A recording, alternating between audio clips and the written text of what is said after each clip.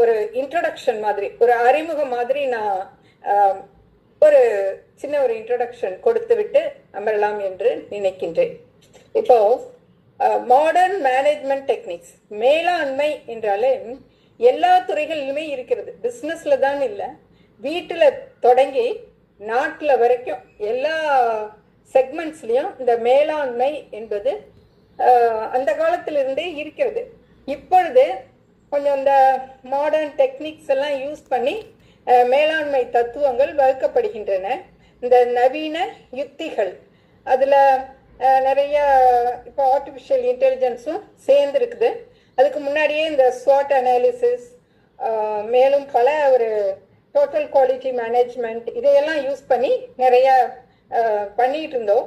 Bessel அனாலிசிஸ்னு கூட ஒன்று இருக்கிறது.